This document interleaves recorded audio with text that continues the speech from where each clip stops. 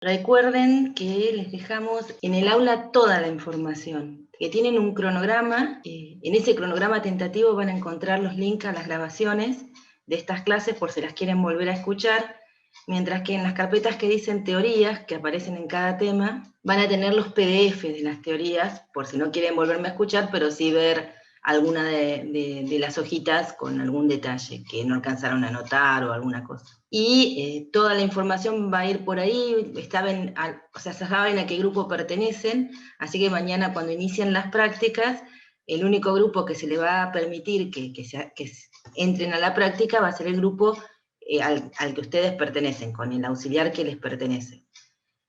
Así que va a ser muy fácil, si entran y ven 5 grupos, va a haber solo uno que los dejen entrar. Y en el del viernes pueden anotarse, entrar por ahora al grupo que tengan ganas de entrar, o al que vean que hay menos gente, así pueden preguntar. Somos bastantes, así que vamos a tratar de estar lo más cerca posible. Recuerden que tienen el foro, así que en el foro traten de hacer preguntas a todos, y ahí también van a tener una forma de interactuar.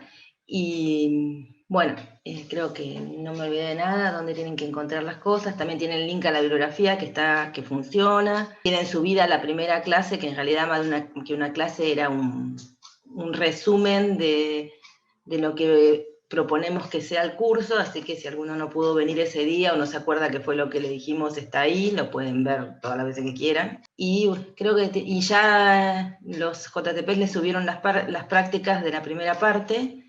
Si se acuerdan, la materia está dividida en 4 secciones, o sea que van a tener 4 parcialitos, y bueno, lo que no aprueben, parcialitos no, parciales de tema, y cuando los que no aprueben en esos parciales los van a poder rendir juntos ya en un parcial integrador en julio, y el otro va a ser a principios de agosto, antes de que no se nos cierre el semestre.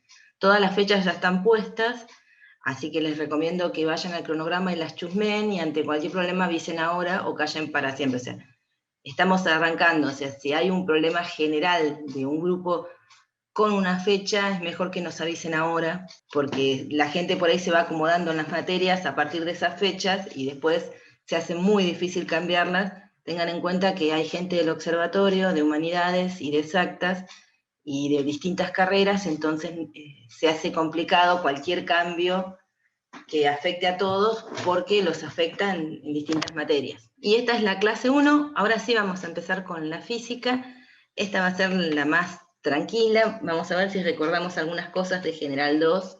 Y la primera pregunta que voy a hacer es cuándo decimos, así vulgarmente, que un objeto está cargado eléctricamente. ¿Qué cosas ocurren para que uno diga ese objeto está cargado eléctricamente?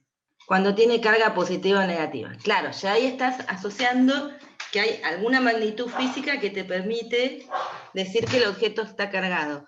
Pero vulgarmente, si vos decís, uy, detecté que ese objeto está cargado, ¿qué cosas pasan? Yo, por ejemplo, que me paso mucho el peine en la cabeza, y tengo el pelo largo, se me suele, si me entusiasmo con el peine, y tengo que pasarme alguna crema, algo, porque si no se me frisa todo. ¿Se acuerdan? Para las chicas la tenemos re claras, bueno, que los varones también, lo que pasa es que creo que se preocupan menos. Bueno, acá ya hay varios que tienen más criterio que adelante. Se genera un campo, sí, una fuerza, un campo debido a esas cargas que habló recién otra de las chicas. Pero soy mucho más básica, la estática, ahí está alguien un poco más cerquita. A mí los pelos se me frisan por estática, que tiene que ver con esas cargas que ahora las vamos a definir un poco, y vamos a hablar de sus propiedades. ¿Y qué otra cosa? Ahora que estamos, bueno, ya no estamos más en cuarentena, pero estamos en casa mucho tiempo estudiando, no sé, las sillas, ¿vieron estas de compu? De computadoras que son de un paño medio muy plástico, y uno se levanta, se corre muchas veces, y cuando se va a abrir la puerta de la habitación para salir, siente como un chispazo. ¿No les ha pasado? Claro, bien, Agustina, da como corriente, ¿no? Que es justamente la presencia de esas cargas que están pasando a otro objeto, y uno siente ese chispazo. A mí con las sillas de computadora me pasa muy seguido, si estoy mucho tiempo sentado, pues soy inquieta. Estando sentada me pongo muy inquieta. Entonces, en general, vamos a decir que un objeto está cargado si tiene algo que uno puede sentir, como esos chispazos, esa estática que dijeron, o esas cargas que ahora las vamos a definir. Y acá tenemos un dibujito típico porque esta idea de objetos cargados eléctricamente viene ya de la época de los griegos. Obviamente no tenían varillas de plástico, pero tenían varillas de otros materiales. Y por ejemplo, si ustedes frotan plástico con piel de algo, y esa piel podría ser el pelo de ustedes, el cuero cabelludo de ustedes, se pasan una regla, en general pueden atraer papelitos, ese es un juego que han hecho de chicos, o si se frotan con mucho entusiasmo entre dos objetos que no sean muy pesados, cuando los acercan, si frotaron los dos objetos del mismo material sobre su pelo, sobre la piel de algún animal, van a ver que esos objetos se repelen. Y esos signitos que aparecen ahí es porque uno va interpretando qué es lo que pasa con distintos objetos de acuerdo a cómo uno los frota. Entonces, lo primero es, bueno, yo agarro esos objetos, por ejemplo, la regla o una varillita de plástico, me la paso por el pelo muchas veces, y observo que puedo atraer papelitos. Opción B, agarro dos globos, me los paso por el pelo, y cuando los quiero acercar, se repelen. Ahí estamos agarrando materiales de plástico y lo estamos cargando con piel. Los ejemplos en los libros suelen ser piel de gato, pero uno no va a matar a un gato para hacer este experimento. Después, por ejemplo, si toman vidrio y seda, o un material así, y lo frotan, van a ver el mismo efecto prácticamente, si pueden atraer papelitos, y si los intentan juntar a esas varillas de vidrio y las frotaron mucho, probablemente observen este comportamiento. Ahí como que los engancharon en una especie de péndulo, de modo que cualquier pequeña interacción entre los objetos permite su movimiento. Entonces ustedes ven que se aleja. Con los globos es el experimento más obvio que se hace, porque los globos son tan livianos que los podemos mover fácilmente con cualquier fuerza. Ahora, si agarramos uno que frotamos que estuvimos entretenidos flotando con piel, y uno que estuvimos entretenidos flotando con seda, y los queremos acercar, en lugar de repelerse, se acercan. Entonces ahí uno empieza a sacar la conclusión que estos dibujitos, que tienen menos y más, están tratando de representar que ese objeto cargado, como dijo una de las primeras chicas, esa estática, esas cargas que logramos generar flotando, son de dos tipos, porque un tipo se repele, o sea, y el otro tipo se atrae. O sea, si hacemos lo mismo sobre el mismo objeto, lo cargaríamos de la misma forma y se repelen, o sea que las iguales se repelen. Cuando comparamos dos diferentes, se atraen. Hay toda una serie de quién pierde, gana, cargas con la frotación, que tiene este nombre. Para nosotros nos alcanza simplemente saber que experimentos como este nos permiten saber que existen las cargas eléctricas y que si son de diferente, y que hay de diferente tipo. Que ese diferente tipo lo vamos a llamar positivo y negativo. Y después lo vamos a relacionar ahora cuando demos las propiedades con propiedades físicas. Un comentario que me queda para hacer es que el vidrio, el plástico que utilizamos, que frotamos, son materiales aislantes, es decir, que cuando nosotros los frotamos, las cargas que pusimos sobre esos objetos quedaron en el lugar de la frotación, quedaron ligadas al lugar donde las depositamos, no pueden moverse a través del material. Y eso se llama un material aislante. Otro experimento que por ahí lo vieron o en primaria o en secundaria, porque es se suele hacer muchas veces, y si estuviéramos en un aula seguramente llevaría algunas de estas cosas del Museo de Física para que las vieran, es el electroscopio, que básicamente es si lo hacen en casa sería una botella un frasco de dulce o una botella de vidrio que tiene una tapa metálica. Uno trata de que ahí adentro no haya mucha humedad, que esté bastante seco, y la tapa metálica tiene, por un lado, una especie de perchita donde uno cuelga una lámina de aluminio doblado, un papelito de aluminio doblado. Los que uno a veces les redactan en los libros les dicen que son hojuelas de oro. Bueno, yo nunca hice uno tan caro, o sea, nunca tuve una hojuela de oro. O sea, yo lo hice con papel aluminio. Y bueno, por el otro lado tienen una especie de bochita metálica que les sirve de alguna forma para acumular la carga.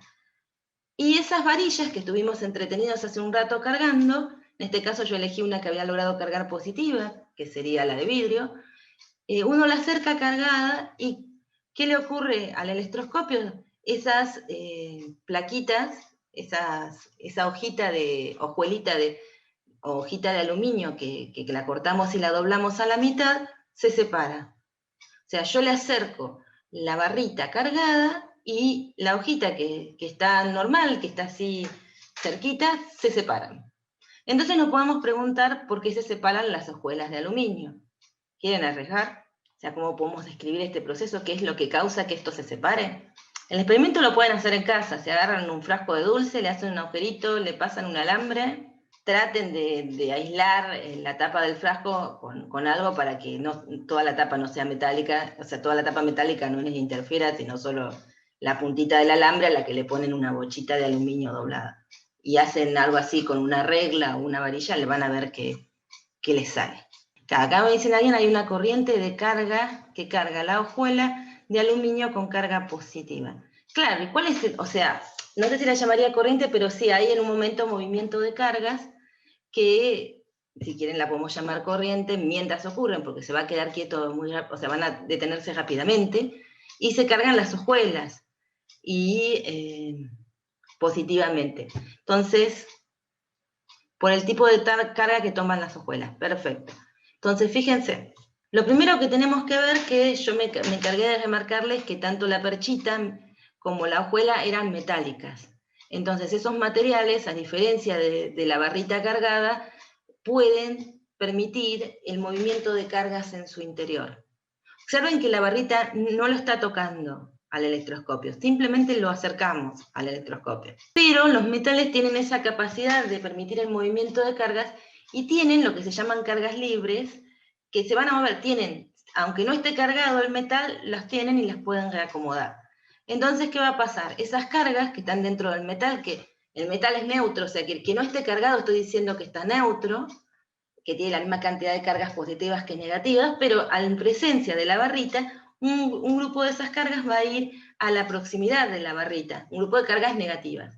Y eso va a hacer que lo más lejos posible de la barrita quede un exceso de cargas positivas, o sea, en las planchuelitas. Y dijimos hoy que las cargas positivas se repelen, así que las planchuelitas se van a separar. Entonces ahora, que después de tanta presentación, vamos a ver las propiedades de las cargas, ya que fenómenos de que estas existen las tenemos. Entonces, la primero es que existen de dos signos, que vamos a llamar positivo y negativo, que las de igual signo se repelen y de signos contrarios se atraen. Y acá viene algo que no estuvimos hablando, que están cuantizadas.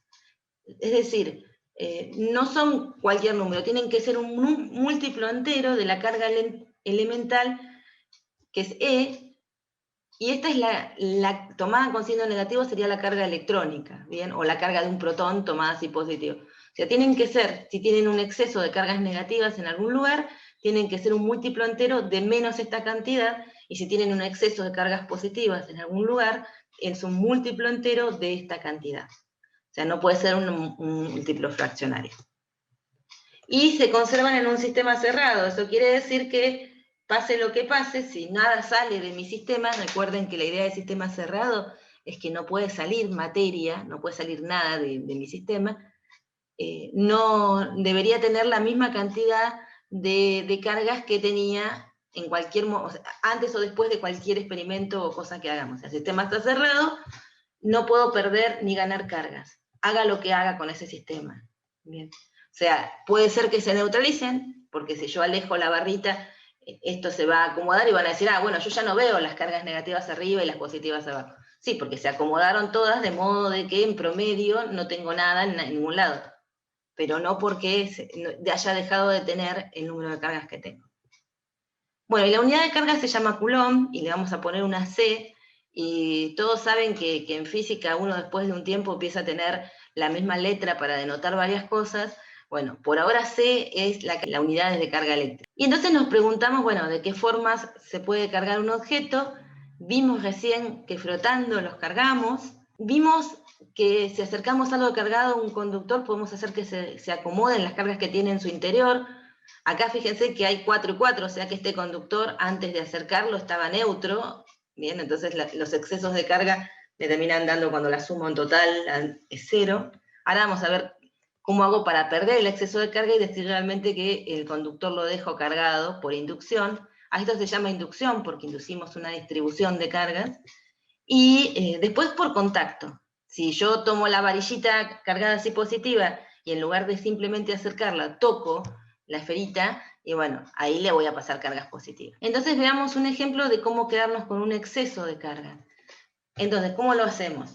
Tenemos por ejemplo, un objeto metálico que lo tenemos en un soporte aislante. Fíjense que yo no puedo cargar un metal por flotación. ¿Por qué? Porque mientras yo le estoy pasando, no sé, la piel, o me lo estoy pasando por el pelo o demás, el metal, como permite el movimiento de cargas, esas cargas que le estoy pasando por flotación se mueven a través del metal, se meten en mi cuerpo, bien, se van. Entonces, no lo podría cargar por flotación, lo tengo que cargar por inducción. Entonces, primero lo aíslo para que no, si yo le logro colocar carga, no se me escape.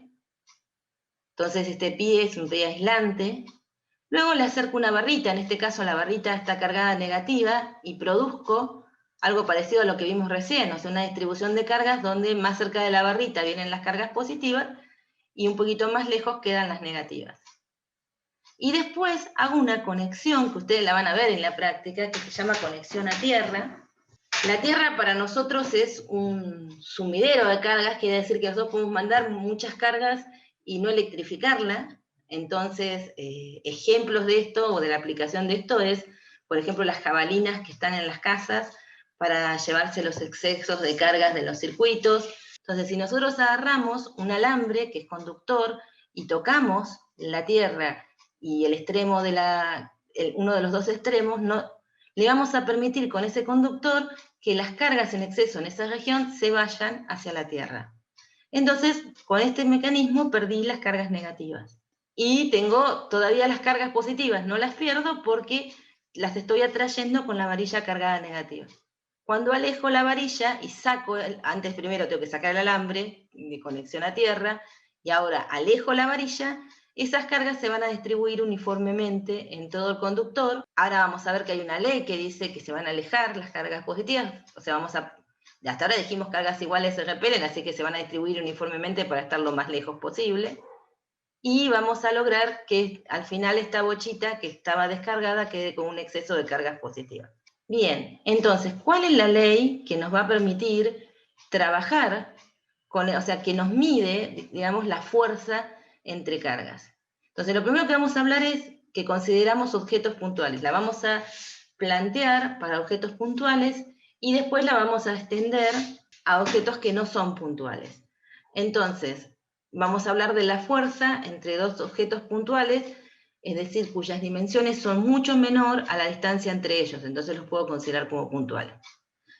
Los objetos son las esferitas azules, que tienen una carga Q1, la de la izquierda, y Q2, la de la derecha. Acá puse un sistema de coordenadas, de modo que me permitiera medir las posiciones. Esto está dibujada así grande para que la vean, pero supuestamente es un punto, pero me va a permitir determinar las posiciones de Q1 y Q2. O sea, R1 y R2 son los vectores posición de Q1 y Q2. Y la distancia entre Q1 y Q2 es el módulo de la diferencia entre estos dos vectores. Y los versores que están marcados acá, R12 y R21, son versores que que marcan la dirección de la recta que va de la carga 1 a la carga 2, con el sentido de la carga 1 a la carga 2, y R21 está sobre la dirección de la recta que une a la 1 y a la 2, pero en el sentido de la carga 2 hacia la carga 1. Bueno, entonces ahora sí definamos la fuerza. Entonces la fuerza entre dos cargas puntuales, vamos a centrar la atención, por ejemplo, a la fuerza que la carga 1 le hace a la carga 2. Entonces la fuerza que esta carga le hace a esta carga es igual a el producto de las cargas, una constante, que es 1 sobre 4pi epsilon 0, bueno, acá, ahí está la constante, se llama permitividad del vacío, está en la dirección que une las dos cargas y apuntando desde la carga 1 a la carga 2, pero ahora vamos a ver mejor el apuntando qué significa, y es inversamente proporcional al cuadrado de la distancia. Entonces, analicemos un poco más. Actúa sobre la recta que une las cargas, porque actúa sobre la dirección que tiene el versor R12, para la fuerza 1,2. Su magnitud depende del valor de las cargas, bien, del producto de las cargas. Su magnitud disminuye con el cuadrado de la distancia, sabiendo que el cuadrado de la distancia es el cuadrado del módulo de la diferencia entre los vectores posición de las dos cargas. Acá tienen la forma de calcular matemáticamente los versores y ver que uno es el opuesto del otro.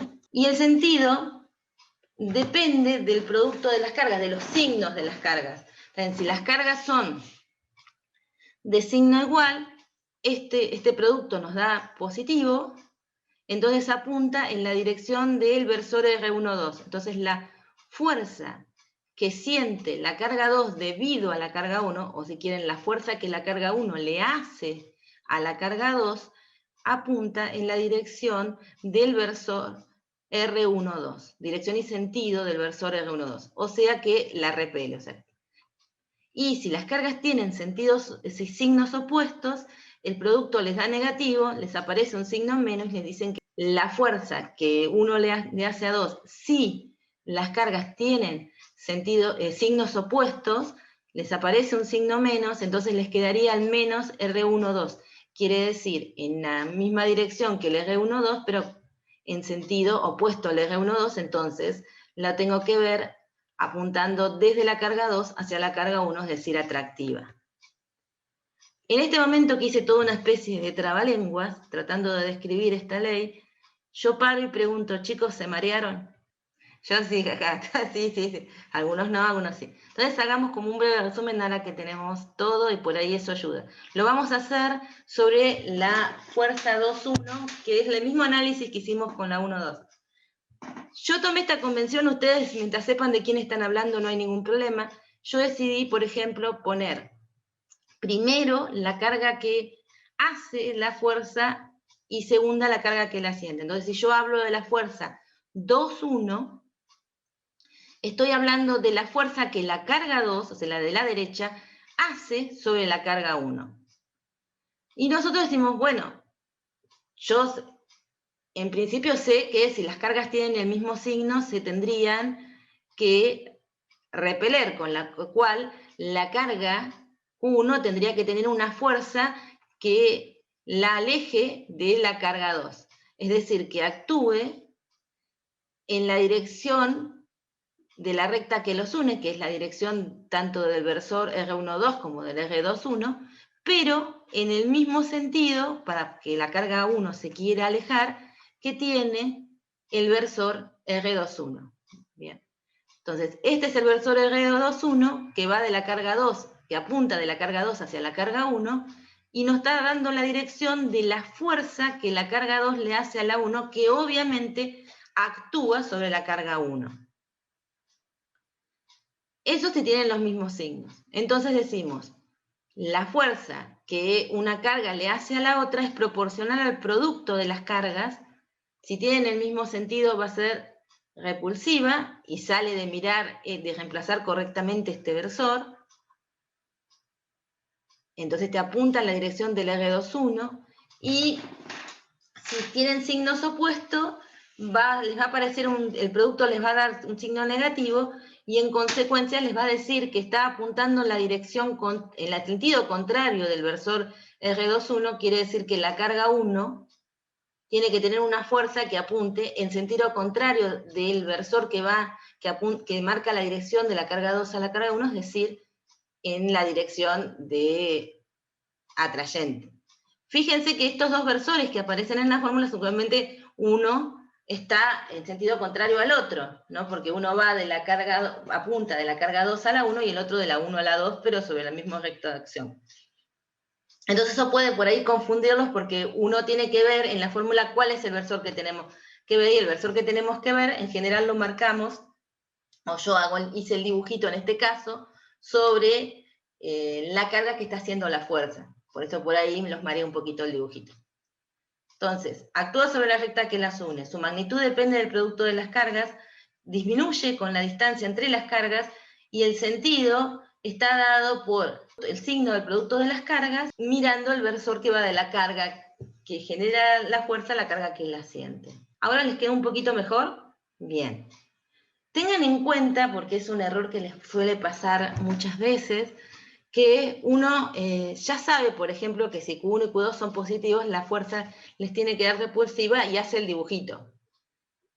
Bien, cuando es lo mismo que en física 2, cuando uno decide hacer un dibujito y ya elegir la dirección de algunas magnitudes, y después va a trabajar con el dibujito que hizo, entonces después no puede poner los signos. O sea, si yo ya, por ejemplo, decidí si la dirección en la que van a ser las fuerzas debido a los signos de las cargas y quiero sumar esas fuerzas, trabajen con los módulos. Bueno, ahora mirando estas dos expresiones de la fuerza que hace la carga 1 a la carga 2 y la que hace la carga 2 a la carga 1, la pregunta es si... bueno, miren, ahí tengo un dibujito de atractivo y repulsivo con los versores correspondientes. La pregunta es si se cumple el principio de acción y reacción. ¿Qué opinan? Para la ley de Coulomb, la fuerza entre dos cargas puntuales, ¿se cumple el principio de acción y reacción? Se ve que han estado bien. Se ve que han estado estudiando Física General 1, tal vez han rendido. Mejor. Bueno, vamos a seguir. Bueno, una aclaración que les dejo acá abajo es que la ley es válida en condiciones electrostáticas, es decir, cuando las cargas están en reposo. Si no, hay que, si están las cargas en movimiento, hay que tener en cuenta otros efectos. Lo que vamos a tener en cuenta nosotros con cargas en movimiento, más adelante va a tener que ver con el magnetismo. Bien, que es otro aspecto que tenemos que tomar en la materia. Bueno, y para ver qué tanto me entendieron, acá tenemos un ejemplito que dice que tengo dos esferas uniformemente cargadas que se encuentran sujetas mediante un pie no conductor a una mesa. Entonces tenemos medio el casito de antes, ¿no? Sujetamos las dos esferas cargadas a un pie no conductor, así no se nos va la carga a otra parte. La carga de la esfera 2 es del mismo signo, como muestran los dibujos, que la carga de la esfera 1, pero 3 veces mayor, o sea, tiene 3 veces más carga la esfera 2 que la 1. Y quiero que me digan, justificando, cuál de los esquemas que tienen acá representa correctamente la magnitud, o sea, el módulo y la dirección de las fuerzas electrostáticas. ¿Todos están de acuerdo con Cristian? Bueno, José, acá tenemos un 3. Espérate. Está bien. Y todos contestaron 5. ¿Y alguien tiene alguna justificación? Bueno, alguien mandó una justificación de por qué, porque se tiene que cumplir la tercera ley y las fuerzas son repulsivas. Entonces, hoy me contestaron mirando la expresión de que se cumplía el principio de acción y reacción, o sea, actúan sobre la misma recta de acción, pero sobre los distintos cuerpos, que interaccionan, tienen igual módulo, pero sentidos opuestos. Entonces, nos quedamos con la 5. La 3, que es una de las respuestas que a veces uno se induce, o a veces es porque uno dice, tiene 3 veces más, entonces quiero que la que tiene más carga haga más fuerza, pero recuerden que no es así, que se tiene que cumplir el principio de acción y reacción y que la fuerza que cada esfera le hace a la otra tiene la misma intensidad, actúa sobre la misma recta de acción en sentidos opuestos. En este caso, repulsivamente. Bueno, como les dije recién, lo que acabamos de plantear vale en el equilibrio electrostático, por eso se llama electrostática esta parte, y hay como un comentario, porque esta ley del cuadrado de la distancia ha sido verificada con suficiente predicción hasta 10 a la menos 11 metros, y cuando empieza a fallar, le explican que eso tiene que ver con que el protón tiene una estructura fina, interna fina. Para los efectos nuestros, que no vamos a entrar en la estructura fina de un protón, o sea, distancias menores de 10 a la menos 11 metros, es suficientemente válida. Bien. Y la pregunta ahora sí es para ustedes de vuelta. ¿Qué otra ley conocemos que establece una interacción que decae con el cuadrado de la distancia? Primero repasamos Física General 1. La gravitatoria. Está bien. Es la gravitatoria. Bien, y se acuerdan que esta era la constante de gravitación universal, el producto de las masas, la distancia al cuadrado, tenía un signo menos porque era atractiva, y este R12 de vuelta tiene el mismo sentido, es el versor que apunta de la masa 1 hacia la masa 2. Esta ley también estaba planteada para partículas, y después uno a veces, qué sé yo, la aplicaba de una en planetas y demás, porque hacíamos valer otras condiciones para cuerpos esféricos, que ahora vamos a repasar un poquito qué era, porque nos va a venir bien. O sea, si empieza a decir algo, va a tener algunas similitudes con la gravitación, pero una de las cosas importantes es que la ley de gravitación y la fuerza eléctrica, bueno, en realidad la electromagnética, porque más adelante vamos a tener que hablar de magnetismo también, son fuerzas fundamentales, son las que... ¿Cómo? No, pensé que decir fuerzas centrales por la dependencia con el radio, pero no, Claro, era otra cosa. sí, aparte también son fuerzas centrales, y esa es otra de las características que las relaciona, son fuerzas conservativas, que eso lo vamos a ver más adelante, tienen muchas cosas en común, pero una de las cosas es que, pues se me borró el nombre, ¿viste? Son fuerzas fundamentales, es decir, que junto con otras dos fuerzas que son las interacciones débil y fuerte, a nivel nuclear, a nivel macroscópico, la gravitatoria y la electromagnética, nos permiten describir todo lo que pasa, inclusive cuando ustedes agarraban, no sé, modelos y decían, bueno, la fuerza de Gauss es así, qué sé yo, y la trataban de explicar.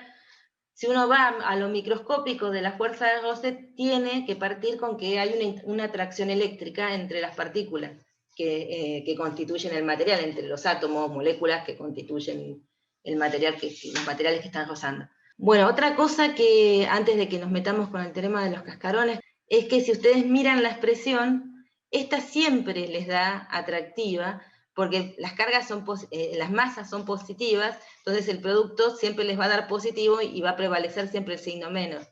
En la otra ese signo menos no aparece, pero al tener la posibilidad de cargas con distintos signos, puede ser atractiva o repulsiva.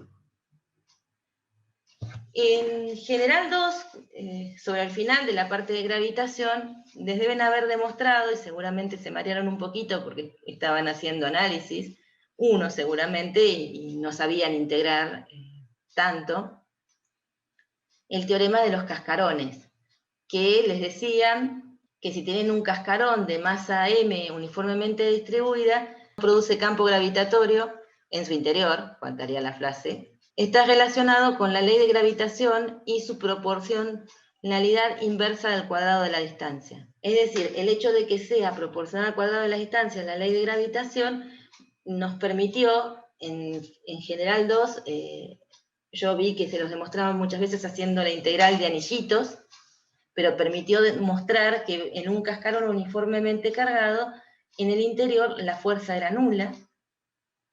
A mí me faltó escribir la palabra interior, después se las escribo. Y en el exterior uno veía la fuerza gravitatoria tal cual que si toda la masa del cascarón estuviera centrada en el centro, como si el cascarón fuera una partícula. Estamos afuera, lo veíamos como si todo, lo mismo efecto que si toda la masa del cascarón estuviera en el centro, y estando adentro veíamos una fuerza nula. Y después, integrando cascarones, podían obtener cómo era la fuerza en el interior, que ahí ya no es nula, si tienen una... Integrando cascarones quiero decir que la esfera no es un cascarón, sino un objeto macizo, por ejemplo, un planeta. Si integraban cascarones, podían saber cómo era la fuerza en el interior del planeta, la gravitatoria, pero cuando iban a hacerlo afuera, les daba lo mismo que si estuvieran con un cascarón. Toda la masa, la fuerza era como si toda la masa estuviera en el centro de la esfera. Entonces, cuando demostraron el teorema de los cascarones, ese les sirvió después para sacar la fuerza gravitatoria dentro y fuera de una esfera maciza. Bueno, esto también pasa en electrostática, y es justamente porque decae como el cuadrado de la distancia. Entonces vamos a hacer una cuentita muy sencilla que se condice con este dibujo, y supongamos un cascarón que tiene en toda esa superficie azul oscura una cierta distribución de carga uniforme. Y un punto P ubicado en su interior. Entonces, bueno, acá estamos haciendo uso un poquito adelantado del hecho de que yo voy a considerar la carga que está en un pequeño diferencial para demostrarlo. Entonces tomo en un pequeño diferencial de área una cierta cantidad de carga. Entonces al tomar un diferencial de área tengo que tomar un diferencial de fuerza. Bien, y la carga que yo tengo ahí es la carga que tengo en la superficie, que se llama sigma, por el diferencial de área 1 si estoy mirando esto. Y del otro lado trazo las líneas que limitan al diferencial de carga y pasan por el punto, y veo cómo llegan al otro lado y tengo otro diferencial de carga que se condice con la densidad de carga que tengo en ese pedacito y el diferencial de área. Esta misma lógica la hicieron pero con masas, hablaron de diferenciales de masa. Ahora uno las puede hacer con diferenciales de carga, por eso aparecen la carga Q, que es la que está ubicada en el punto P, y la densidad superficial de carga por los diferenciales de área.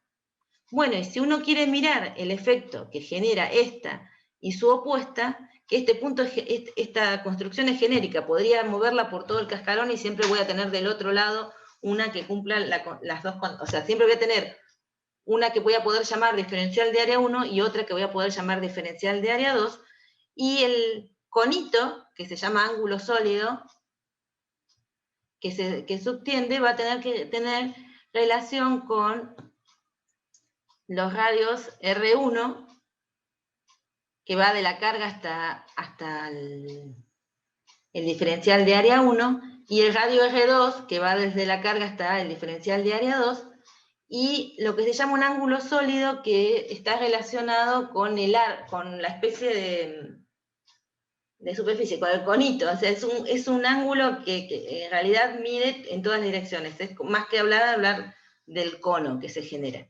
Pero ese cono, si lo miran, es el mismo. Solo que acá lo cortamos un poquito antes, pero el ángulo que genera, o sea, estaríamos hablando del mismo cono, pero este lo cortamos por acá, este de acá, y el otro sigue. O sea, el ángulo que genera ese cono, ese ángulo sólido que genera todo el cono, es el mismo. Entonces, los diferenciales de área son proporcionales a esos, son iguales en realidad. Acá no me puse de acuerdo conmigo misma. Debe ser porque quería poner proporcional al diferencial de R a omega, perdón, quería poner R cuadrado y no quería poner el diferencial de ángulo sólido. Bueno, esto es un igual. A ver si puedo escribir. Pero es un igual. Bien. Entonces, si los diferenciales de área tienen esas expresiones, uno los puede poner en los diferenciales de fuerza. Entonces, ambos nos quedan.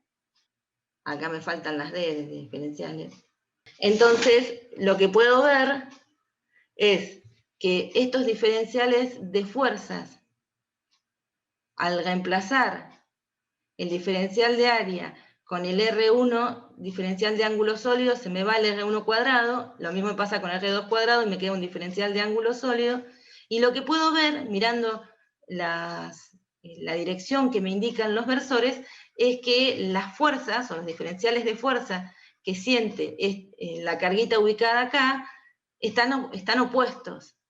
Es decir, que si yo sumo estas dos, como tienen el mismo módulo, me va a terminar dando 0. O sea, como estos tienen el mismo módulo, cuando yo sume estas dos fuerzas, me va a dar 0. Y como esta construcción la puedo hacer mirando cualquier diferencial de área, o sea, moviéndome a cualquier punto sobre la esfera, siempre voy a tener otro del otro lado que cumple este dibujo. Quiero decir, lo puedo rotar para cualquier lado, voy a ver siempre el mismo dibujo, entonces puedo concluir que esto me va a pasar siempre, que en el interior no voy a tener una fuerza eléctrica. Pero lo que quería mostrar acá, que no sé si los mareé, es que es consecuencia de que la ley que ustedes usan para determinar la fuerza es inversamente proporcional al cuadrado de la distancia, que les pasó con otra fuerza, que era la gravitatoria, y ahora nos pasa con la eléctrica. ¿Se marearon mucho? ¿No? ¿Entendieron?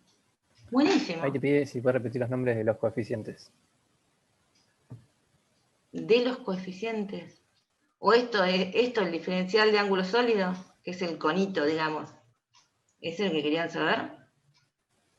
Sigma es Sí, la carga que hay por supongo, unidad de sí. área, el diferencial de área es el área, Q es la carga que está ubicada acá en el puntito amarillo. Vamos a poner algo que apunte un poco mejor, puntero. Q es la carga que está en el puntito amarillo. Estos versores marcan las direcciones, por ejemplo, la que va R, porque acá sería la fuerza. Esperen, vamos a arreglar esto antes de que porque la notación que estábamos usando era la fuerza que 1 le hace a la carga Q. Esta es la fuerza, entonces actúa del versor que va de la carga 1 a la Q. Esa era la notación que estábamos usando. Y esta es la fuerza que 2 le hace a la carga Q, que actúa desde, tengo que arreglar esta de acá adelante, que actúa desde la carga 2 sobre la carga Q. O sea, el diferencial de carga. Y acá habíamos dicho que este iba un igual, y no me acuerdo qué otra cosa teníamos que arreglar, y acá va diferenciales de fuerza. Ahora creo que quedó mejor. Es decir, yo intenté hacer la misma cuenta, pero que vieron en general 2, pero sin integrar, mostrándoles simplemente que si yo tomo las cargas que están en una cierta región, trazando una especie de conito, del otro lado voy a tener un cono que ubica una mayor región, o sea que voy a tener una cantidad de carga mayor, pero que está a una distancia mayor. Entonces, si la cantidad de carga que voy a tener es proporcional a los radios al cuadrado, porque el área en la que distribuyo esa densidad de carga es proporcional a los radios al cuadrado, y la ley de Coulomb va con el radio al cuadrado, entonces me va a quedar dependiente de las densidades, la constante, y el diferencial de ángulo sólido, que es ese conito, es el ángulo que genera ese cono. Entonces, ángulo sólido porque es el ángulo en 3 dimensiones. Y como es el mismo para los dos, llevo que las fuerzas que ejercen los dos lados son de igual módulo, pero mirando los versores, una va a punta de 1, de donde está el diferencial de carga 1, hacia la Q, la carga que lo siente, y esto que está acá, lo saqué para gravitación y están al revés, no sé si se dieron cuenta. ¿Lo ves? Me lo copié de un lado porque y esto es F1 y esto es F2. Más errores no puedo tener, me voy a morir. Ah, bueno, ahí yo justo contesté una pregunta que si las cargas serían opuestas, ¿estaría bien el dibujo? Claro, No. si las cargas fueran opuestas estaría bien el dibujo.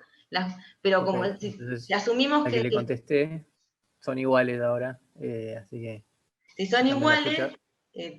el dibujo tengo que cambiarle el nombre. Aparte de ponerle diferencial, porque estamos tomando un diferencial de área, así que es un diferencial de fuerza, tengo que mirar. Digo que igual el dibujo podría estar bien, o sea, Claro, si tienen signos contrarios, sí, porque serían atractivas. O sea, la carga que está en la posición, perdón, la carga total que está en el diferencial de área 1 atrae a la carga que está en P, porque tienen signos opuestos. Entonces sí tendrían una F1 apuntando hacia el diferencial de área 1. O sea, para gravitación estaría perfecto el dibujo, que creo que de ahí me lo choré.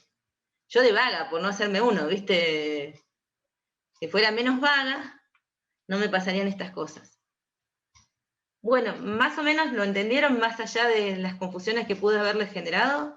Lo que quiero remarcar acá es Gracias, chicos, los quiero. Lo que quiero remarcar acá es que hay muchas similitudes entre la fuerza gravitatoria y la eléctrica, y una de las características de la fuerza eléctrica es la inversa al cuadrado de la distancia, que aplicada a un cascarón nos lleva a que dentro del cascarón no tenemos que tener... no tendría que haber una fuerza sobre cargas que estén dentro del cascarón. Bueno, entonces vamos a tratar de aplicar la fórmula, espero que mejor que lo que lo hice recién, en algo que también nos va a llevar a comparar la fuerza gravitatoria y la eléctrica, porque imagínense que yo cuando empiezo a plantear estos problemas y son objetos que por ahí están colgados y demás, bueno, por ahí tendría que prestar atención en algunos casos si es necesario considerar o no la fuerza gravitatoria. Entonces vamos a analizar, por ejemplo, el caso del átomo de hidrógeno. Y lo vamos a trabajar con el modelo más sencillo, que es el modelo de Bohr. ¿Alguien se acuerda calculo que de la secundaria deben haber visto el modelo de Bohr? ¿Alguien lo recuerda? Pues de química no creo que hayan hecho a esta altura, la ven más adelante los de física. Me dicen que sí, pero no me dicen qué. O estos sí son de antes. ¿Se acuerda alguien o no? ¿O eso se lo borraron de la cabeza porque no iban a ser químicos? Cham, en el silencio. Bueno, los voy a ayudar un poquito. Esperen, antes que los ayude, capaz que alguien conteste. Me la borré de la cabeza. Sí, puede ser. Vamos a ver acá. El átomo de Bohr básicamente es pensar en un protón en el centro, el átomo de Bohr, y en el caso del átomo de hidrógeno sería un protón en el centro y el electrón orbitando. Y bueno, después tienen neutrones que para lo que es la fuerza eléctrica no nos van a preocupar, los neutrones no tienen carga. Y después en química seguramente los volvieron locos con isótopos. Yo también me lo quiero borrar. Isótopos que son el mismo hidrógeno, pero tienen diferentes cantidades de neutrones en el núcleo. Pero básicamente nosotros vamos a considerar aquel que tiene un protón en el núcleo, no le vamos a colocar neutrones, y un electrón orbitando alrededor de él. Entonces la pregunta que nos podemos hacer es ¿qué fuerza es la que permite al electrón orbitar alrededor del núcleo? O sea, ¿la eléctrica o la gravitatoria? ¿Ustedes qué opinan? Acá tenemos un electrón, un protón, ambos tienen masa, ambos tienen cargas, van a sentir una fuerza eléctrica y van a sentir una fuerza gravitatoria. Los simbolitos que tienen acá es porque, si se acuerdan de química de la secundaria, el protón tiene carga positiva y el electrón tiene carga negativa. Bien, entonces la pregunta es, ¿cuál de las dos piensan que vale o si tenemos que considerar las dos? Acá dice uno de los chicos que la eléctrica es de un orden mucho mayor.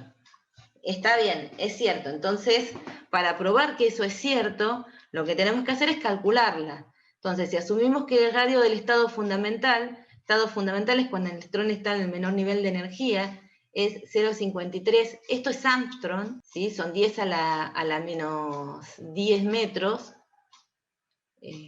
Por ahí les aparece esta magnitud, a veces se los ponen en nanómetros. Acá les estamos poniendo de vuelta la carga la carga elemental, que es que el protón tiene 1 y el electrón tiene menos 1.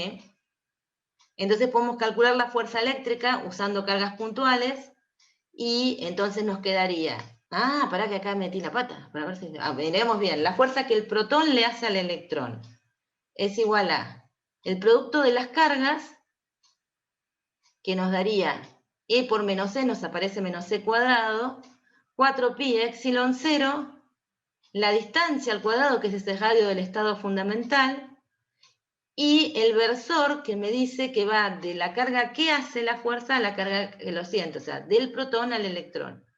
Entonces, si miramos la fuerza sobre el electrón debido a su carga, nos da esta magnitud, menos 8,20 por 10 pero nos da 8,20 por 10 a la menos 8, si estamos mirando la magnitud, punta desde el electrón hacia el protón, o sea, atractivamente. Ahora, sabiendo que la constante de gravitación universal G es este valor, 6,673, 10 a la menos 11 newton metro cuadrado sobre kilogramos cuadrados, las masas del electrón, que es mucho más liviano que la masa del protón, vamos a calcular la fuerza gravitatoria con la fórmula que teníamos recién, menos la constante de gravitación universal, el producto de las masas, la distancia al cuadrado, que es de vuelta el radio del estado fundamental, y de vuelta ponemos el versor, que apunta del protón hacia el electrón. Y el signo menos, que proviene también es atractiva, hacemos la cuenta y nos queda de magnitud 3,6 por 10 a la menos 47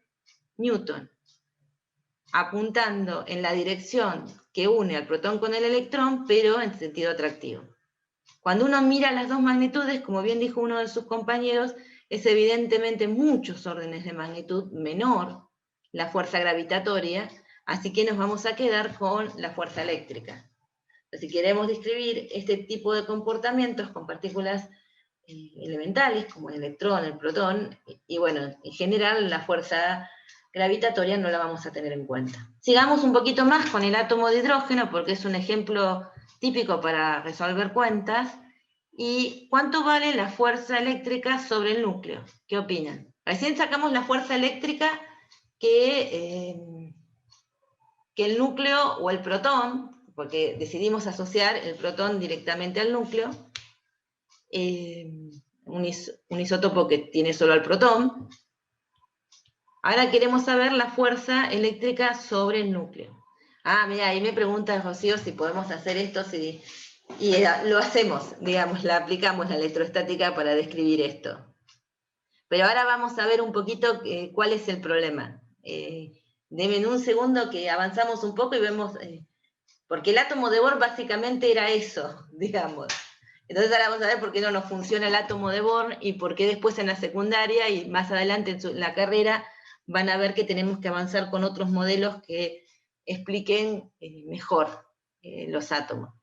Este es el modelo, o sea, imagínense que para el momento que lo planteó era superador, digamos, había un modelo, creo que el de Rutherford era el que era como un pastel de pasas. Gonzalo, ¿te acordás de ese? Ese era Thomson. Thomson, que era El de como... Rutherford es el que no tenía, o sea, descubre que hay mucho más espacio entre el núcleo y los electrones. Claro, ahí está, por eso me acordaba de Rutherford, pero no me acordaba que era de Thomson y Rutherford. Claro, descubre que no es todo una carga positiva con las pasas siendo los electrones en un Kutkey se llamaría ahora. Sí, me da hambre, desayuno.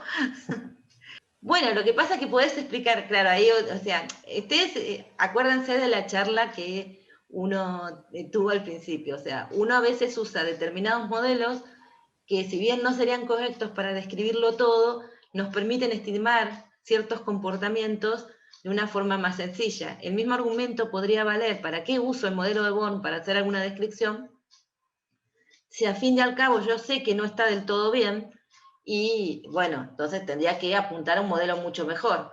Idénticamente uno decía, bueno, ¿para qué uso la dinámica de Newton? Si al fin y al cabo falla con relatividad, falla con partículas elementales, ¿por qué no ataco con cuántica y relatividad? Y pues por ahí para movimiento de un camión no tiene mucho sentido. ¿Entendiendo? O sea, depende de qué es lo que uno quiera describir, se queda por ahí con un modelo o una teoría que tal vez no es tan abarcadora, no es la que abarca todos los posibles fenómenos, pero sí describe correctamente algunas situaciones. Pero no me contestaron mi pregunta, ¿cuánto vale la fuerza eléctrica sobre el núcleo? Ahora vamos a ver lo que les inquieta, que se está moviendo el electrón. Igual significa que me escucharon, Gonzalo, porque yo les dije que valía en condiciones electrostáticas y están atentos. Sí, sí. Me están siguiendo, eso es bueno. Si usar esto es una aproximación más o menos decente para determinadas cosas. Digamos, es lo que es. Lo mismo que la otra en módulo. Bien. Tiene el mismo módulo, bien. Pero, ¿cómo es el sentido? O sea, actúa sobre la misma recta de acción, tiene el mismo módulo, pero obviamente el sentido es el mismo o opuesto. Opuesto. Porque actúa sobre el protón, atrayéndolo hacia el electrón. A ver si me aparece. Ahí la tenemos, ven que los queda en sentido positivo del RP, acá invierto, porque o sea, acá lo que decidí es escribirlo en función del mismo versor, el que apunta del protón hacia el electrón. Y ahora tengo otra pregunta, ¿por qué el núcleo no orbita respecto del electrón? ¿O por qué nosotros en nuestro modelo decidimos no hacer orbitar el núcleo respecto del electrón? O por qué cuando describimos, o sea, si miran este modelo, es un poco parecido a lo que uno hace cuando trabaja con gravitación, ¿no? O sea, el protón podría ser un planeta y el electrón un satélite, por la masa del protón. Si son esos dos nada más, ¿no sería lo mismo? Mayor masa. Mayor masa. Está bien, entonces son ellos dos, pero si ustedes, la fuerza es la misma, pero las masas son distintas. Entonces, ustedes tienen que calcular las aceleraciones que le corresponden al protón y al electrón, tienen que tener en cuenta las masas del protón y el electrón. Entonces, eso ya es una primera explicación bastante fácil para darse cuenta que el protón se va a acelerar menos. La otra es que ustedes por ahí lo vieron o lo recuerdan de General 2 cuando vieron la parte de gravitación, que uno reducía el problema de dos cuerpos, por ejemplo un planeta y su satélite, haciendo la masa reducida, y si la masa del planeta era mucho mayor que la del satélite, la masa reducida, o sea, haciendo la masa reducida y llevando el problema de un planeta y su satélite al de un centro de gravedad con un objeto orbitando respecto a ese centro de gravedad. Y el objeto ese tenía una masa reducida que estaba relacionada con las masas del protón y del planeta y el satélite, pero si la masa del planeta era mucho más grande que la del satélite, entonces uno tenía una masa reducida igual a la del satélite. Entonces decía, bueno, simplificaba todo, decía, esto lo voy a describir como el movimiento del satélite respecto del planeta, como si la masa del planeta estuviera toda en el centro, y listo, ya está, no me hago más problemas. Uno hacía eso, pero hacía toda una elaboración previa que era pasar el problema de dos cuerpos que interaccionan con una fuerza central al problema de un centro de gravedad con un objeto orbitando con masa reducida, que por la diferencia de masas se puede. La otra análisis, el más sencillo, el que vende una, es mirar ahí y decidir quién va a tener más aceleración, y viendo que es como 4000 veces más grande la masa del protón, y bueno, entonces se va a acelerar más el electrón, entonces puedo considerar al núcleo quieto. Imagínense además, si además al núcleo le entro a generar otros isótopos y les meto neutrones. Los neutrones tienen la misma masa que el protón, pero no afectan la interacción eléctrica. Así que ahí tendría que poner a todo el núcleo con una masa mucho mayor y tendría mucho menos aceleración todavía. Y la otra pregunta es, si yo lo corro a otro estado, con estado fundamental sería ese, sigamos pensando en el átomo de Bohr, no en un modelo cuántico, y supongamos que lo corremos a la próxima órbita. ¿Cómo cambiaría la fuerza sobre el electrón si lo tenemos en un estado excitado? ¿Aumenta, disminuye? Bien, disminuye. ¿Y pueden decir proporcional a qué? Decae con el cuadrado de la distancia. Perfecto.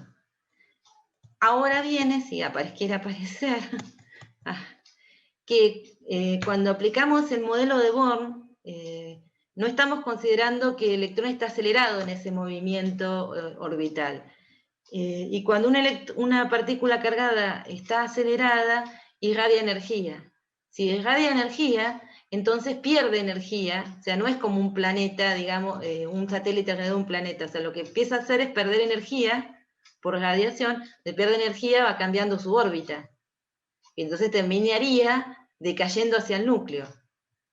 Entonces, evidentemente, el modelo de Bohr no falla porque uno no ve que la materia se desintegre, digamos, que los electrones terminen todos decayendo al núcleo y que vayan desapareciendo los átomos.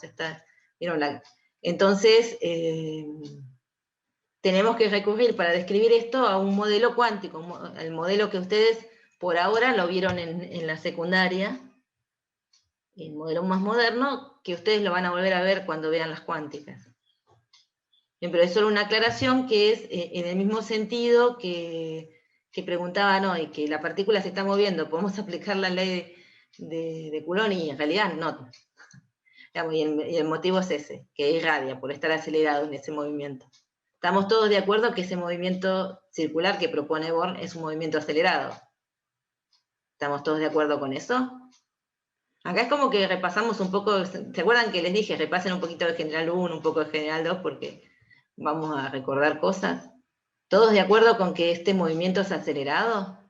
Bien, ahora, esperen que miro el otro chat. Aquí está. Estamos todos de acuerdo, Gonzalo, qué bueno, vos también, ¿no? Vos, Gonzalo, si meto la pata tenés que pararme y decirme. Así no sigo metiéndola. Bien. No, igual sí estoy. ¿Cómo? Igual que... Que estoy de acuerdo igual. Ah, buenísimo. No, en cualquier momento si meto la pata, vos me parás y me retás. Bien, más que hasta ahora, viste que uno tiene un sueño, yo siempre me hice té en lugar de café, pero bueno. Cuando nosotros queremos analizar lo que ocurre por la acción de varias fuerzas, uno dice, bueno, yo hago la sumatoria de fuerzas sobre el objeto. Bueno, acá supónganse que lo que tenemos son muchas cargas, ¿bien?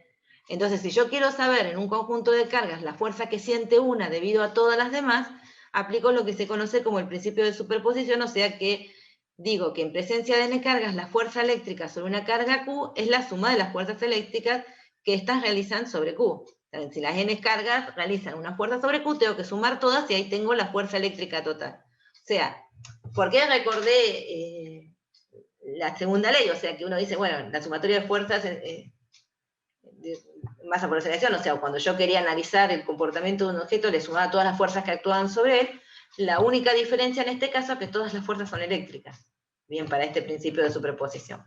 Y en base a este principio, escribimos que la fuerza eléctrica total es la suma de las fuerzas eléctricas de cada una de las cargas ejecutas sobre la que nosotros estamos considerando. Y una cosa que tenemos que tener en cuenta es que así que las fuerzas son vectores, y acá hacemos sumas vectoriales. Entonces, si se despreocuparon un poco de los vectores en algún momento, sobre todo, viste que General 2 tiene esas características de que uno ve fluidos y se concentra de si es viscoso, si no es viscoso, elasticidad, o sea, empieza a entrar en algunos temas en la que uno se aleja un poco de los vectores, o sea, ve gravitación, que está full con vectores, y después los temas que van siguiendo, ondas, no se mete tanto con vectores, entonces como que queda abandonado eso. Bueno, recuérdenlo, porque tenemos que sumar vectorialmente cuando hagamos las cuentas, no sumamos escalares, todo eso está remarcado. Entonces lo que vamos a hacer es un ejemplo, pero que también tiene un poquito de intencionalidad, en el sentido de que a veces les preguntan alguna situación en donde tienen que considerar varias posibilidades, y antes de largarse a resolver todas las posibilidades, hagan un análisis previo.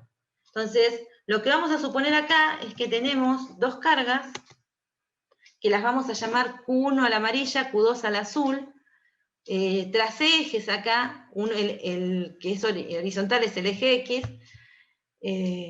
las dos tienen 2 coulombios, tienen la misma carga, las dos tienen cargas positivas de 2 coulombios, están separadas a una distancia d, y nos preguntan, ¿dónde deberíamos colocar una tercera carga Q3 de menos 1 coulombio para que la fuerza neta sobre esta sea nula?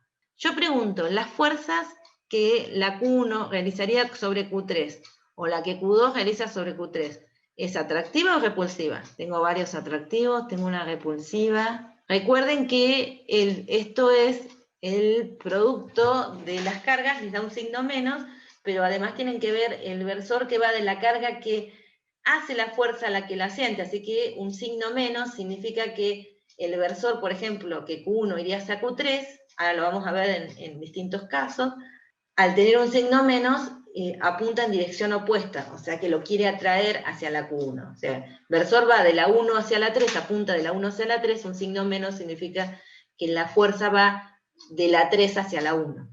Bien. O sea, atractiva. Y si no, para acordarse, acuérdense de los primeros experimentos donde decía que cargas iguales se atraen, entonces los resultados deberían dar en ese sentido. Entonces, como digo, bueno, ¿en qué lugar lo voy a ubicar? Fíjense que tengo esta región, o sea, arriba a la izquierda, al medio arriba a la derecha, abajo a la izquierda, abajo al medio y abajo a la derecha. Bueno, pero por empezar, viendo la simetría del problema, si analizo las tres regiones de arriba, izquierda, medio y derecha, tengo respuestas para las tres regiones de abajo.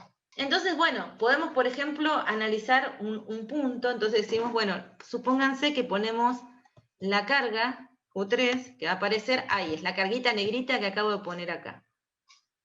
Si nosotros aplicamos la ley de Coulomb, Q1, o sea, el versor que va de la carga 1 hacia la carga Q3 que va a sentir la fuerza, va en la dirección del eje X negativo, pero el producto de las cargas, al tener una positiva y otra negativa, saca un signo menos, o sea que la fuerza que le hace Q1 es hacia la carga Q1, atractiva. Y la misma lógica se puede hacer para Q2, y además debería tener una intensidad menor porque Q2 está más lejos. Bien, y se acuerdan que decae con el cuadrado de la distancia. Acá obviamente no están muy proporcionales, yo simplemente traté de que se dieran cuenta que la fuerza que hace Q2 también es atractiva, pero al estar más lejos Q2 es menor. Pero nos ubiquemos donde nos ubiquemos sobre esta posición en el eje, nos va a ocurrir eso. Y si la ponemos por acá, y vamos a tener una fuerza que apunte en esta dirección, otra fuerza que apunte en esta dirección, así que en promedio también va a ser atractiva, no se va a quedar quieta, porque queremos que la fuerza total, la fuerza neta sobre la carga Q3 sea 0, y en cualquier región que pongamos de este lado, si vamos dibujando las fuerzas como son atractivas, siempre va a tener una fuerza, siempre se van a sumar las dos fuerzas. Así que esta región la vamos a descartar. Intentemos otra región, la del lado derecho. Lo hago sobre el eje, pero se puede aplicar saliendo del eje, acá arriba. También les pasa lo mismo, ¿sí? Y ahora están al revés los colores. No hay una que haga bien. Bueno, están al revés los colores en el sentido, vamos a mantener, en el sentido de que la que tendría que ser azul es esta. Esta es la azul y la otra más chiquita es amarillita. ¿Y por qué me di cuenta que metí la pata en los colores? ¿Alguien se anima a decirme por qué? Y lo tuve que arreglar. Parece que de los errores también se aprende, ¿viste? ¿Por qué me salí un ratito de la presentación y le cambié los colores a estas dos fuerzas? ¿Estamos de acuerdo? Siguen siendo atractivas, son simétricos respecto de este punto, pero tuve que cambiar el orden de los colores. Porque es mayor la fuerza tipo que ejerce la carga más cercana. Claro, perfecto. Entonces, ahora si uno me lo contestó escrito y el otro me lo contesta. Fíjense, bueno, antes de considerar eso, si lo pongo en el medio, de vuelta tengo una situación así, pero es atractiva. O sea, porque uno podría decir, bueno, por acá el medio, ¿qué va a pasar? Bueno, lo voy a poner acá arriba, caso 1. Porque va a ser atractiva de un lado y del otro. Pero si yo lo veo, que tienen que actuar sobre las rectas que unen a la carga Q3 con la Q1 o la Q2 con la Q1, son las dos atractivas. Acá como está el medio me da igual la misma intensidad, entonces voy a tener una fuerza neta. Y si me corro a los costados puedo hacer el dibujito de vuelta y también darme cuenta que voy a tener una fuerza neta, por ahí más hacia esta dirección o más hacia esta. Hice el dibujo acá, porque justo acá me da una fuerza neta que apuntaría perpendicular al eje X. Bien, como llevándola a pasar por este punto. O sea, la fuerza que actuaría sobre este apunta perpendicular al eje X, o sea, atrayéndolo a que cruce el eje X. Bien, pero como sea, ni sobre el eje X a la izquierda, ni arriba a la izquierda, ni sobre el eje X a la derecha, ni arriba a la derecha, ni en el medio arriba, son opciones para que yo alcance una fuerza neta igual a 0, o sea, para que la partícula esté en equilibrio. Así que la partícula de carga Q3, y recuerdan que si uno da vuelta al dibujo es exactamente lo mismo, así que la parte de abajo es simétrica. Entonces intentemos el medio. ¿Y acá qué opinan?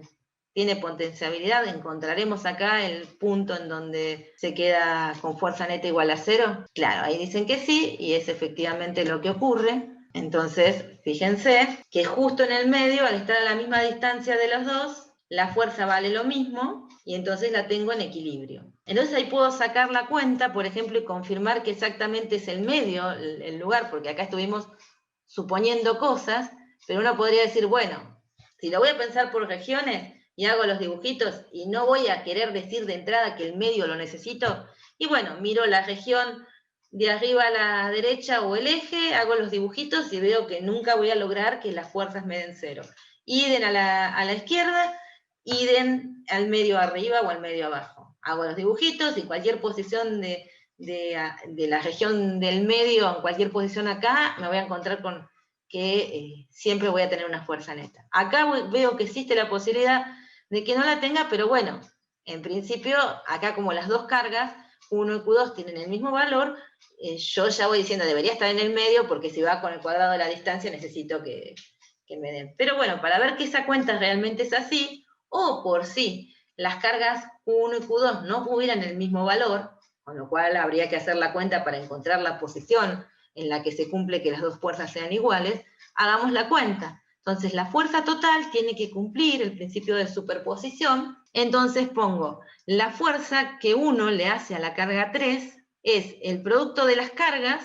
Yo acá estoy aplicando directamente la expresión sin hacer suposiciones. El producto de las cargas, entonces aparece el menos de 1, el 2 de la otra, el culón al cuadrado tiene que ver con las cargas, 4pi epsilon 0, y tengo que marcar el módulo de la distancia, que sería la posición de R3 menos la posición de Q1, y el versor que va de 1 a 3, de que apunta de 1 hacia 3. Entonces inmediatamente me aparece el signo menos para decirme que va a salir una fuerza que apunte de la carga 3 hacia la 1, y puedo avanzar esta cuenta. Hago lo mismo, pero ahora mirando la carga 2, entonces pongo las cargas, pongo el versor que va de 2 hacia 3, que apunta de 2 hacia 3, pero ahora los vectores para medir la distancia son R3 menos R2, que en este caso, o sea, Q1 estaba en el 0, pero Q2 está en una distancia D. Por eso aparece D, y ya le pongo la dirección que está en la dirección de versor I. Entonces esta distancia al cuadrado.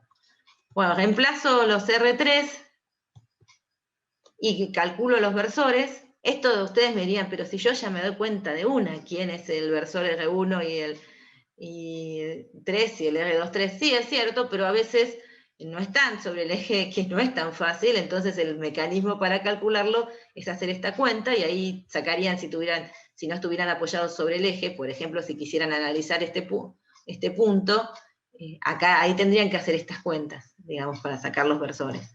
Bueno, como están, en este caso, están sobre el reemplazo los versores, entonces termino viendo que la suma de los módulos es lo que me tiene que dar 0, porque las fuerzas están sobre los versores, y cuando hago la suma de los módulos, ya me queda con un signo cambiado, cuando hago esta cuenta de acá, porque el versor R23 es menos I, y resuelvo esta cuenta y me da que R efectivamente es D sobre 2. Y van a decir, pero obvio, Marisa, si pusiste las mismas cargas de los dos lados, tenía que hacer la misma fuerza, estar a la misma distancia. Sí, es obvio para este caso, está elegido a breve para que sea obvio, pero no es obvio si, por ejemplo, Q1 tiene el doble de tamaño que Q2, o el triple, o 3/4 partes, y tienen que sacar esta posición en donde ubicar a la carga Q3 para que la sumatoria de fuerzas sobre ella eléctricas es de 0. Está bien, pero antes de resolver todos los posibles casos, en un caso así, que tiene muchas regiones para considerar, recuerden que los dibujitos los pueden ayudar a descartar lugares donde tener que hacer las cuentas. Antes de pasar, me pregunto si esto también lo entendieron, o si quieren que repita algo. Perfecto.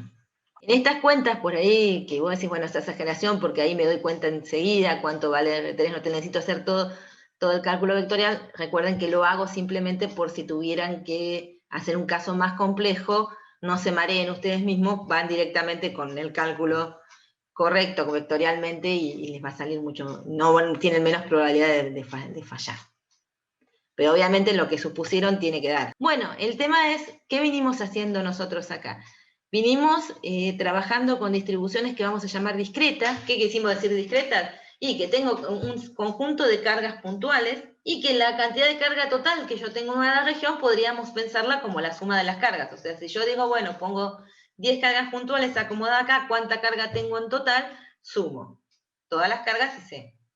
Ahora, puede ser que estemos como en los primeros ejemplos que trabajamos, en donde teníamos objetos con una cierta dimensión y que la carga está distribuida sobre ese objeto. Entonces ya no podemos pensar es que tenemos una carguita punto a punto, sino que tenemos que pensar en una distribución continua. Cuando vamos a hablar de distribuciones continuas, vamos a tener 3 casos.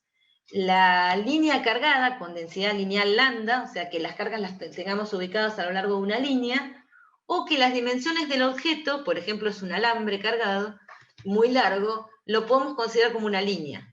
¿Sí? Mientras no tengamos que meternos dentro del alambre, lo podemos considerar como una línea. Y en ese caso, vamos a definir la densidad lineal de carga, que la vamos a poner en una notación, la vamos a llamar lambda, que es Coulomb sobre metro. ¿Cómo calculamos la carga total? Haciendo una analogía, pero pensando ahora que para calcular la carga, si antes la sumaba, ahora la tengo que integrar en toda la longitud en la cual la distribuí. Una idea similar la puedo tener con la densidad superficial de carga, es decir, ahora tengo una cierta área en donde puse la carga, por ejemplo, el cascarón que estábamos mirando hoy, estábamos trabajando con una densidad superficial.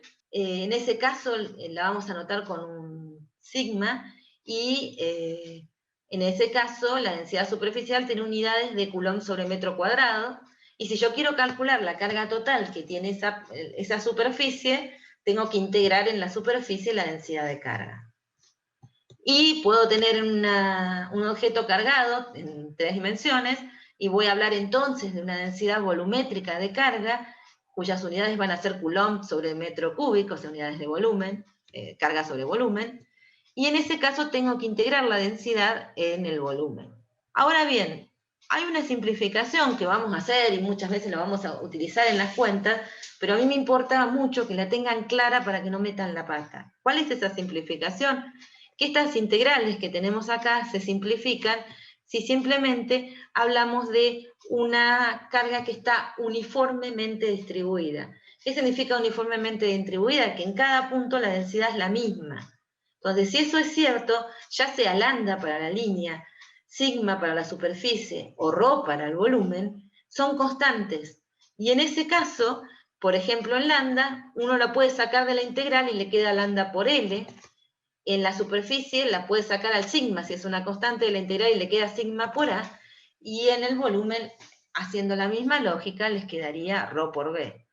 Pero tengan en cuenta que esto vale solamente si decimos que la carga está uniformemente distribuida.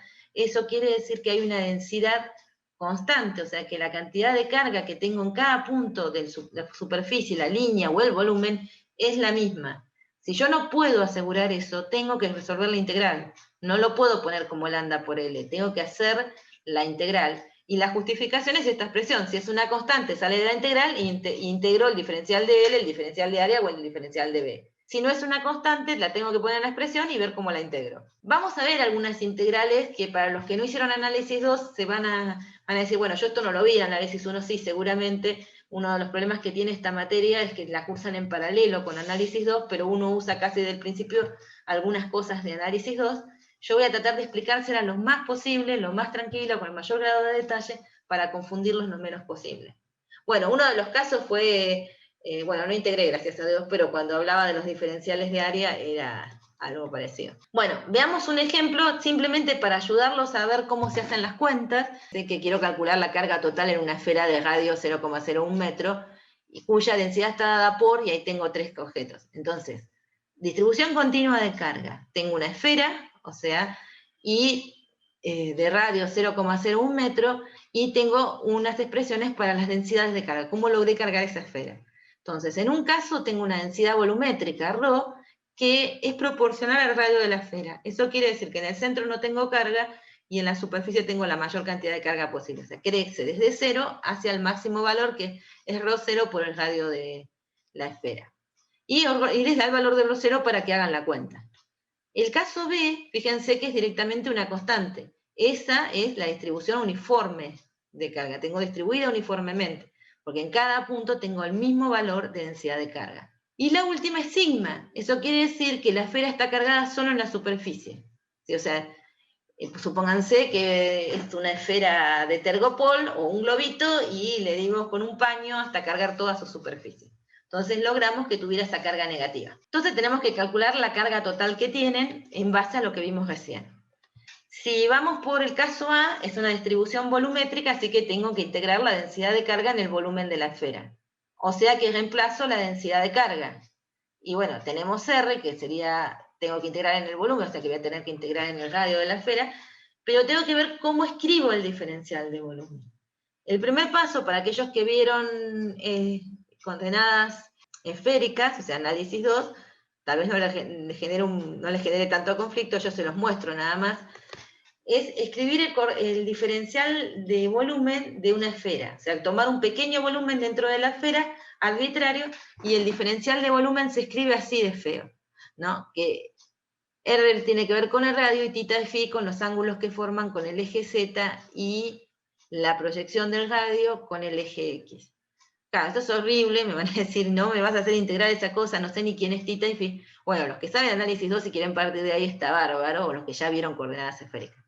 Si no, es mucho más fácil este problema, porque no les vamos a dar algo que dependa de los ángulos, así que en general va a depender solo del radio, y en ese caso pueden agarrar conocimientos más básicos.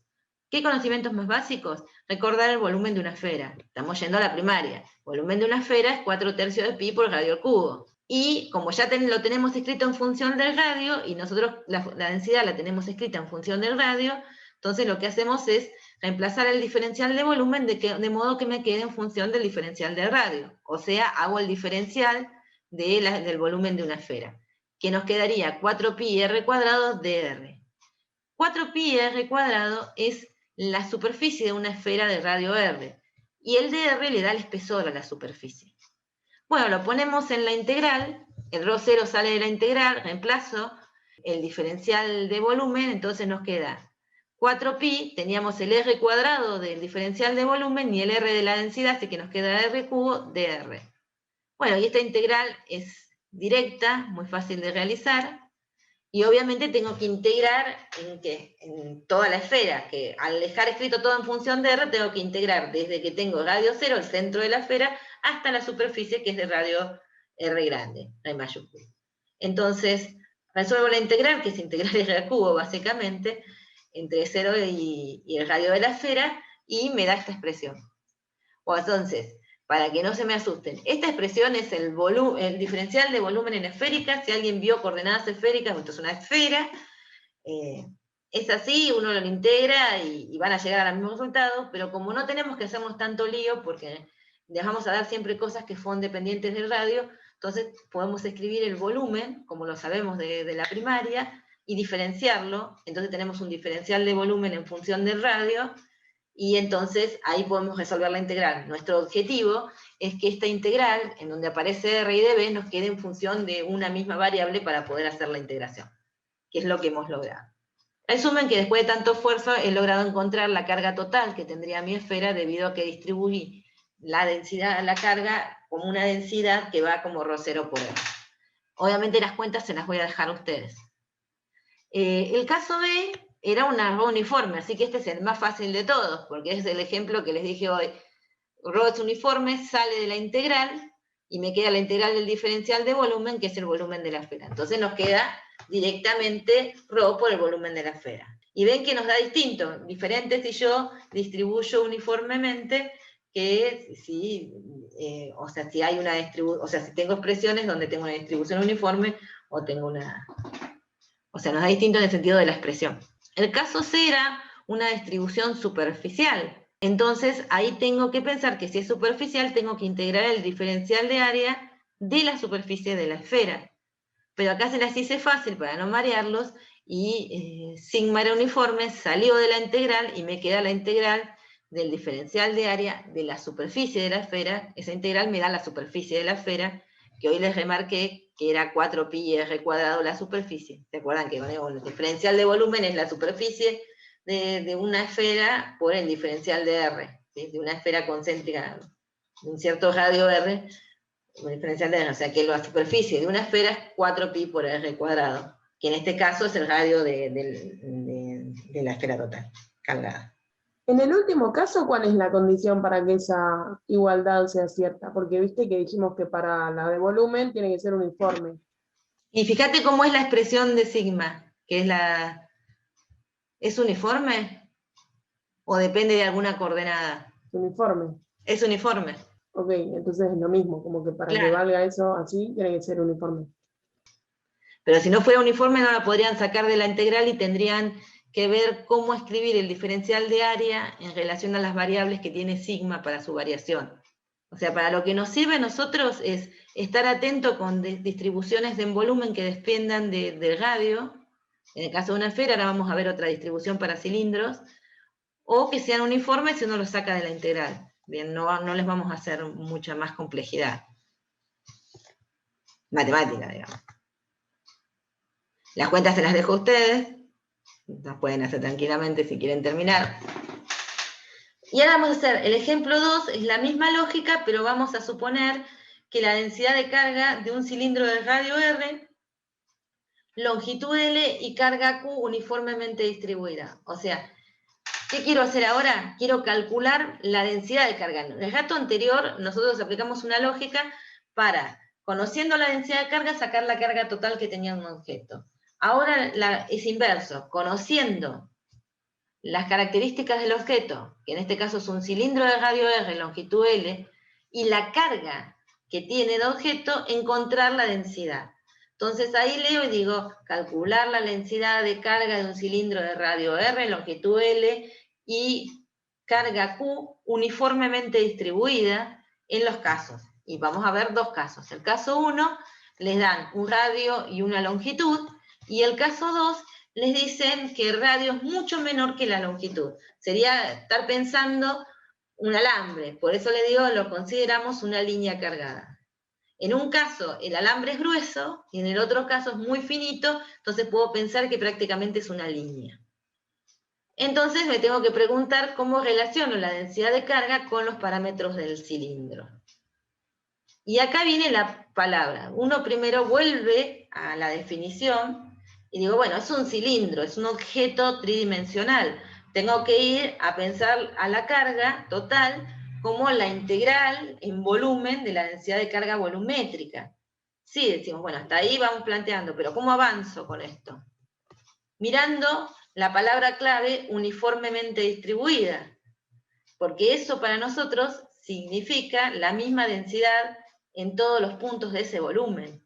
Entonces la palabra clave es esto que se marcó acá, uniformemente distribuida. Cada vez que escuchen eso, ustedes saben que la densidad correspondiente es una constante.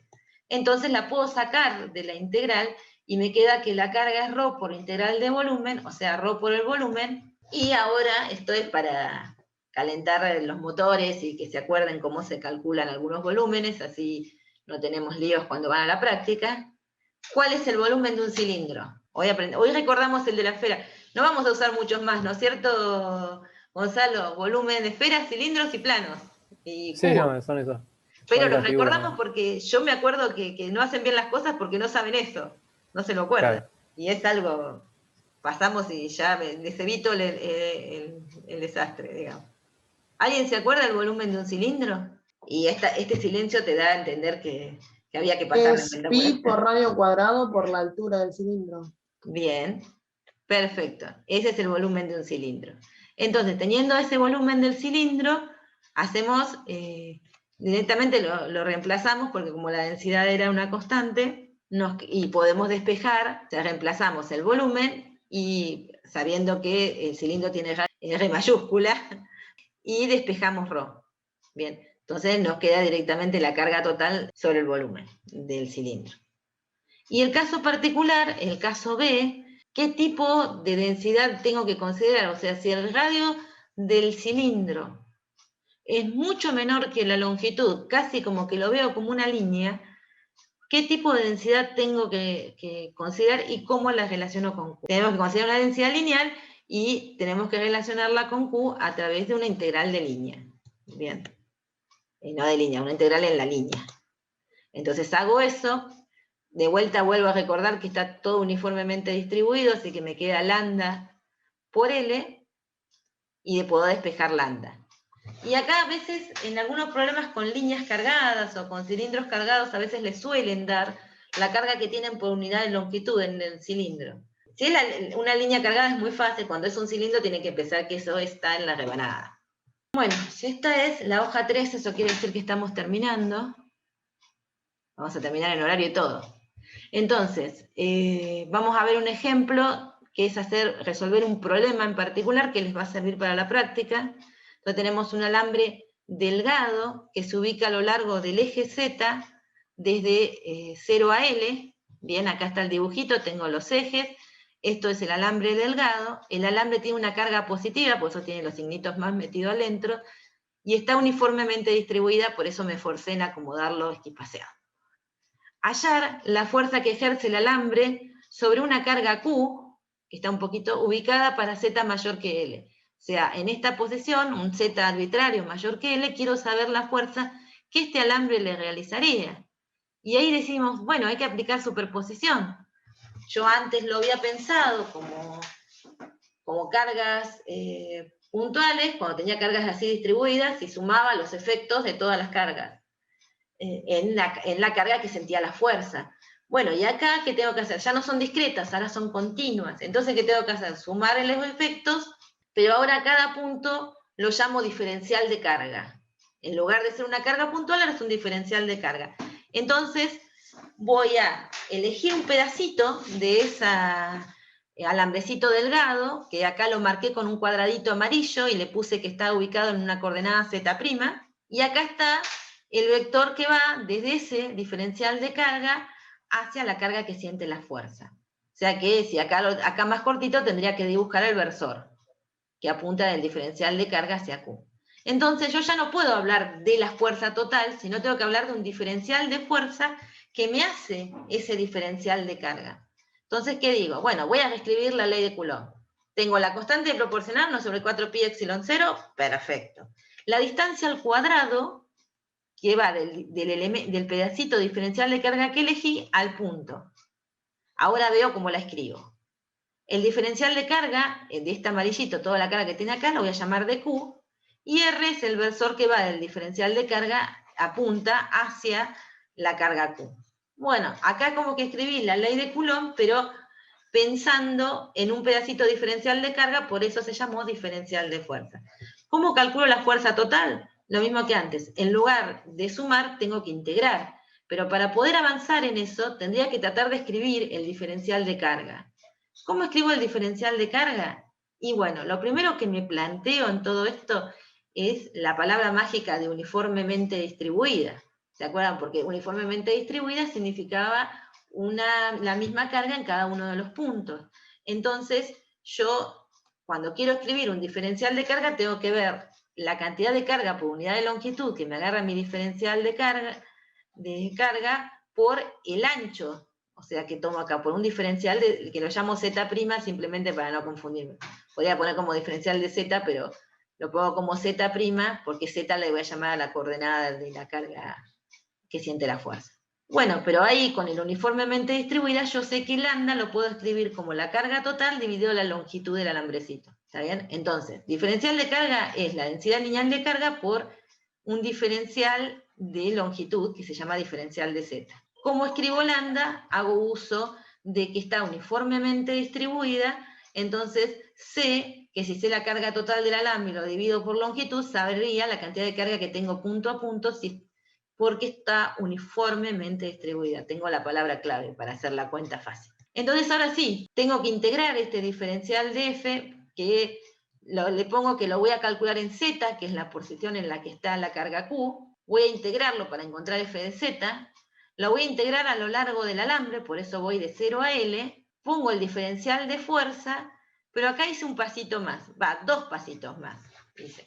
El primer pasito que hice acá, fíjense, bueno, puse la Q sobre 4pi epsilon 0, el diferencial de Q lo puse como la carga total del alambre sobre la longitud diferencial de Z', el R cuadrado es la distancia de un diferencial de carga al punto, entonces, ¿cómo calculo esa distancia? El R del punto, que sería Z en este caso, tiene solo componente Z, menos el R del diferencial de carga que le puse coordenada Z'. Y el versor, que si uno lo ve está directamente en la dirección de K. O sea, es el versor que apunta desde Z' hacia la carga Q. Entonces es el eje Z, el versor K. ¿Qué principio apliqué para todo esto? Para plantear esta integral. A ver si nos mareé mucho o no. O sea, obviamente apliqué la ley de Coulomb para escribir esto. Pero para llegar a F, la fuerza en el punto Z donde está la carga Q, ¿qué principio apliqué para escribir esto? Bueno, apliqué el principio de superposición, ¿no? Porque al integral estoy sumando efectos. Bueno, después de acá es bastante fácil. Yo saco todo lo que sea constante de la integral, Q, Q grande, 4pi epsilon 0 L, e integro entre 0 y L 1 sobre Z menos Z' al cuadrado. Fíjense que estoy integrando en Z', estoy integrando el espacio en donde tengo cargas. Por eso le puse un prima para que no se confunda. Bueno, la resolución de esta integral es de 1 sobre Z menos Z', les queda, cuando reemplazan los límites de integración, esta expresión. Es resolver la integral, ¿se acuerdan? 1 sobre x al cuadrado nos da menos 1 sobre x, pero bueno, acá sería 1 sobre z menos z' al cuadrado, nos da menos 1 sobre z menos z' por menos 1, o sea que nos queda 1 sobre z menos z'. Y uno reemplaza el 0 y el L y llega a la expresión que tenemos. No nos tenemos que preocupar por el versor porque es un vector de dirección constante. Entonces logramos encontrar la fuerza total que hace toda esta línea cargada a la carga Q. Si la posición de la carga Q está muy, pero muy lejos del alambre, ustedes imagínense, se alejan muchísimo, lo que les va a terminar pasando es que ese alambre lo van a ver como un punto. Entonces uno tendría que esperar que esto llegue a una expresión similar a la ley de Coulomb, de que ese alambre para nosotros se comporte como un punto si estamos muy lejos, como una carga puntual. Y de hecho eso ocurre, porque si ustedes miran la presión que habíamos obtenido y ponen la condición de que Z es mucho mayor que L, en esta expresión despreciamos L frente a Z, en el paréntesis de Z menos L, entonces les queda 1 sobre Z cuadrado, que es la ley de Coulomb, el producto de las cargas por 1 sobre 4 pi epsilon 0 por la distancia al cuadrado que está en Z. Y el versor que apunta de la carga que la hace a la carga que siente la fuerza. Entonces hoy hicimos fuerzas aplicadas a la idea de distribuciones discretas, o sea, cargas puntuales, así sumando, o fuerzas aplicadas a la idea de que tengo distribuciones continuas y las considero como la suma de cargas puntuales, pero esas cargas puntuales son diferenciales de carga. Esto era lo último que tenía para contarles, fin de presentación, pero hasta que nos echen pueden hacer los comentarios que consideren necesarios. Esta es la parte más difícil, salimos sin querer, compartir pantalla. En el sentido de que la parte de integración necesita un tiempo de elaboración, pero mañana vamos a hacer otros ejemplos que los ayuden a mantener esta lógica, ¿no? Y tal vez en otros ejemplos se explique cómo.